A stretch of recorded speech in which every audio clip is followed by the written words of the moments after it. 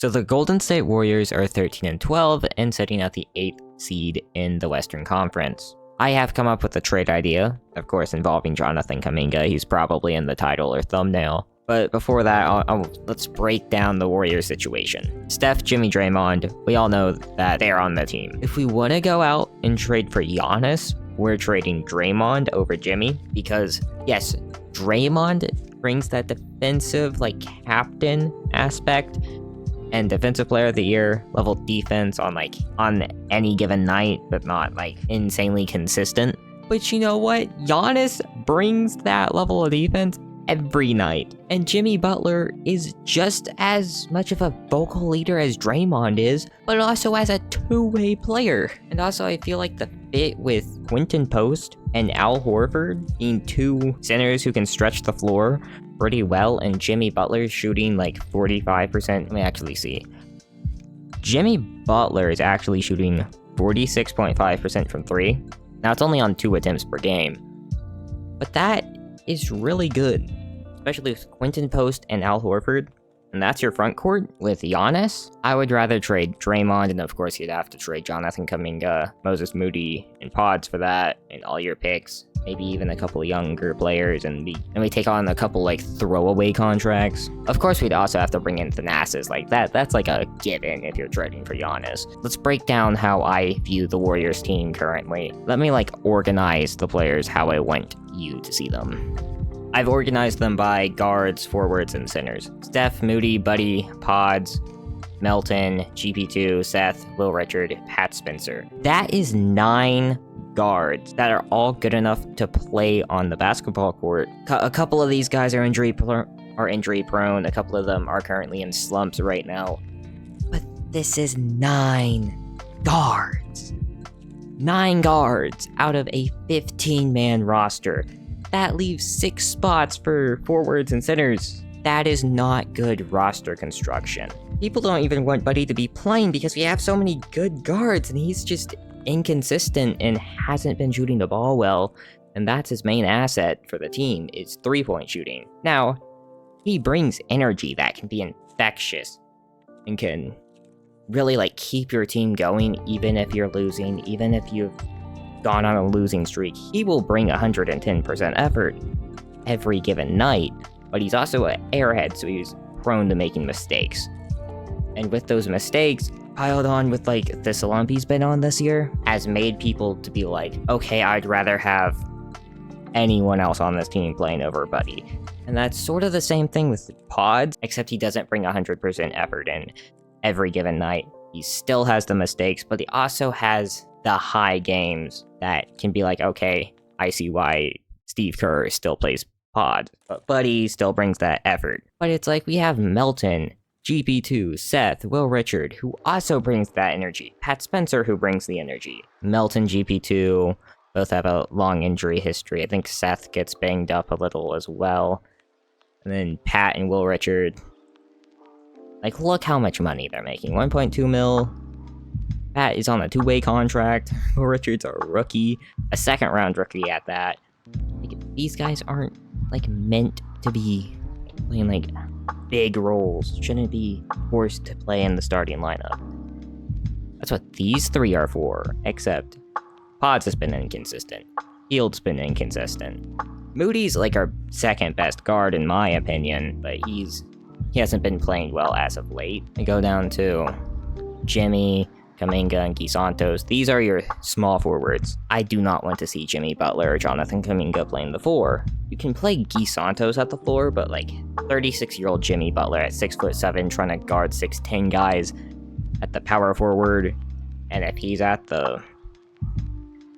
a high chance of Draymond Green at 35 and 6'6" being at center, that's just not how you win basketball games. You can have him at the 4 with Quinton Post on the floor, Moses Moody, Will Richard, and Anthony Melton, because those are your 3 best perimeter defenders, with the 3rd best player in defensive rating as of the last time I checked, which was as of yesterday. And if you look at it, Jonathan Kuminga has never played good when he's at the 4.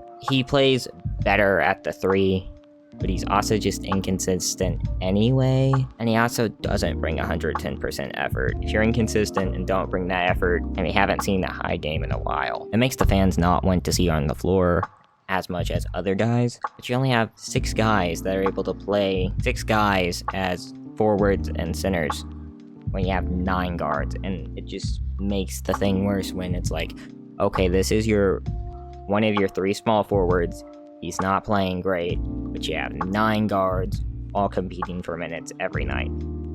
These aren't like elite level guards, it's Steph Curry and a whole bunch of like average starters and like above average bench players. Elton's probably the best one, but he has that injury history. I don't want to see him playing over like 22 minutes a night, and I don't want to see him playing in back-to-back games. Santos is a really high effort player. He's a really good rebounder. So I'd like him to play more. He's the guy. You can play him at the 4 with a center and not have to worry. Draymond, I do not want to see playing center anymore. Like, you're not trading Draymond. He's gonna be in the starting lineup. You have to build this around Draymond, which is why Quentin Post is a really good guy to have next to Draymond. He gives you that stretch 5 ability. He's 3rd in defensive rating, so he can anchor the defense and allow Draymond to play free safety and not have to worry about anchoring the defense. Like, he can trust Quentin Post, and that's why Quentin Post is so valuable to the Warriors. Of course, Al Horford and Trayce Jackson-Davis are also there. Al Horford also brings that stretch 5 ability. He hasn't played enough with the Warriors, I feel like, compared to like Quentin Post or Trayce Jackson-Davis. Trayce Jackson-Davis is also underrated. The amount of times he gets stuck protecting a 4-guard lineup and it just ruins his numbers is insane. Jim Park has a video of breaking down tape when Quentin Post and Trayce Jackson-Davis played on the floor at the same time against the Nuggets, the game when we didn't have Steph Curry, and they won those minutes 15-14 when both Aaron Gordon and Jokic were on the floor during that segment. So I feel like Trayce Jackson-Davis is underrated. He can play as a 4 and a 5 next to Quentin Post, and he's athletic. He's a great rebounder. He can also anchor the defense next to Guy Santos. He's also a great high-effort guy. Okay, so now with that said, this is a 15-man. This is a deep roster. It goes 15-man deep. And LJ Cryer, he went undrafted this past year. We picked him up. He played well in Summer League, and he's been playing well in the G League. But he played against Will Richard in the NCAA championship game, and he was the best player in that game on the other team. So, he's a hopeful guy. He might be able to play well in a couple of years. And Malevi Leones is a 6'9" power forward who's been in the G League. He was with the Oklahoma City Thunder. He went undrafted. So he's 26 years old. He's averaging like 13.5 points in the G League on 53% from field goal and 40% from 3. Just 2 like young guys that might be able to help out later on, just in case injuries stack up. And then Jackson Rowe, I thought we waived him. I don't know why he's still here, but yeah, either way.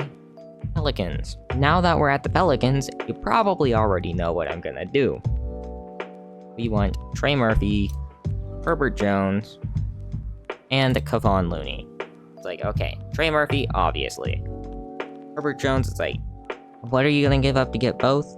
You'll see. And Kevon Looney? Well, he's really there to help out with salaries, but he can also be a valuable piece. Another center, since Al Horford doesn't play back-to-backs. He doesn't need to play back-to-backs. He can just play the other night of back-to-back.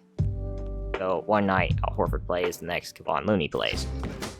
And then he could be like the 3rd or 4th center. He can also play power forward, just like Trayce Jackson-Davis, and he's a really good rebounder, and he'll give his all every night.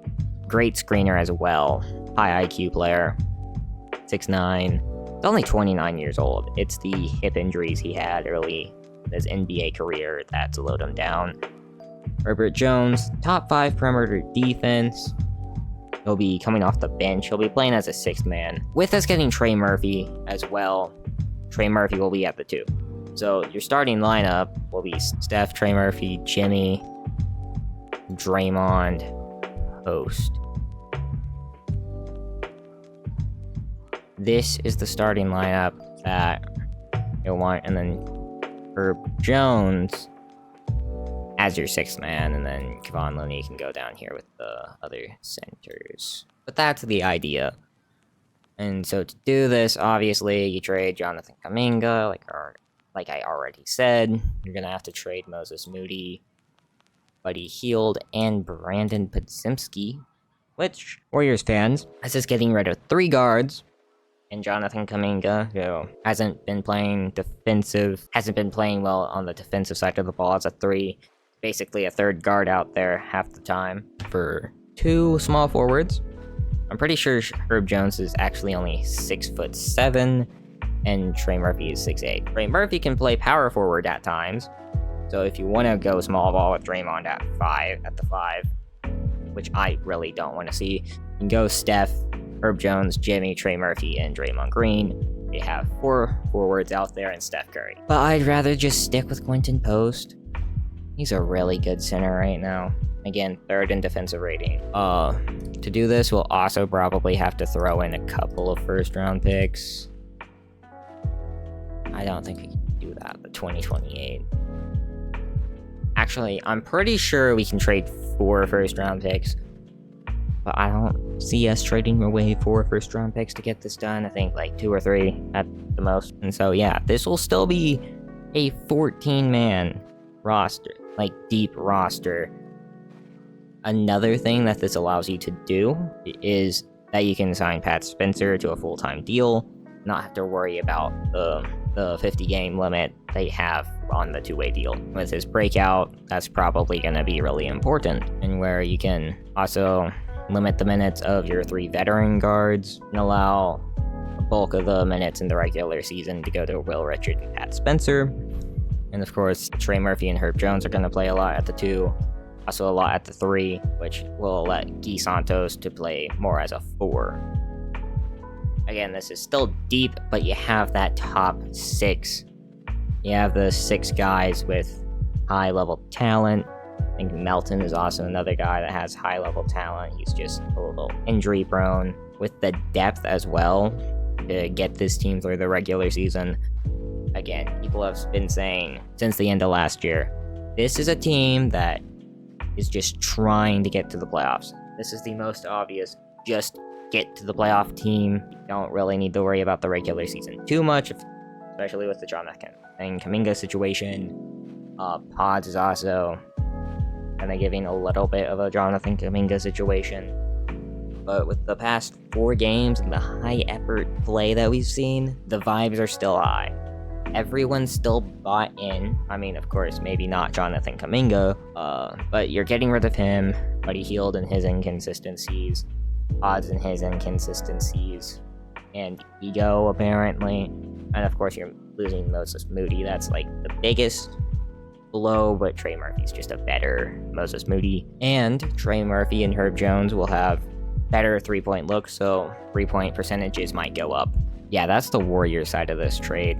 For the Pelicans, they are receiving 3 young players that could help them now and in the future in Pods, Moody, and of course, Jonathan Kuminga. JK is a player who has a really high ceiling that could give them the scoring punch that they are losing from Trey Murphy III. And when he tries on the defensive side of the ball, he has looked fairly good as an on-ball defender. This is helped with Moody, who has shown a lot as a 3-and-D player, who doesn't need to be the on-ball defender. Even though that's what he's best at, he can be an off-ball defender. This synergizes with Kuminga when they are both on the floor. Moody is also a better 3-point shooter than both Trey Murphy and Herb Jones. So if you can develop these 2 properly, they can be great pieces to tie with Jeremiah Fears and Derek Queen. I feel like if you could find a way to get a stretch 4, such as Keegan Murray, you would have a great starting lineup with Fears, Moody, JK, Queen, and whatever stretch 4 you get, preferably on the younger side. And you also get Pods, who has shown throughout his career that he's played great in that sixth man role or third guard who comes off the bench, makes hustle plays such as taking charges and rebounding. Remember in his rookie year when he led the league in charges, while also providing solid playmaking and a little bit of a scoring punch off the bench. Not as much as a Jordan Poole would, but not like horrible either. This has been the role that he's played the past few games when he performed well in. You also get Buddy Hield, who can bring energy and space the floor off the bench. And if you're lucky, he can also have a stretch of games where he looks like one of the best players of all time. But he's mainly here for financial reasons. Finally, we get to the main part of the deal that the Pelicans should want, which is at least one of the unprotected post-Steph Curry first-round picks. These could easily end up as top 5 picks in their respective draft. If the Pelicans do accept this deal, you still have Sadiq Bey and Jose Alvarado, who I would try to trade away for pieces that could help your rebuild, as well as Jordan Poole, who I'd like to trade for the stretch 4, like a Keegan Murray. Then when you get to the offseason, you can still trade DeJounte Murray and Zion, so you might be able to get a major haul of picks and young players to start the rebuild and set this team up for a great future. And this is the end of the video. If you enjoyed, please like and subscribe. I appreciate it a lot. It's 3 a.m. Go to bed. If you just woke up, good morning. And if it's around noon, have a good rest of your day and goodbye.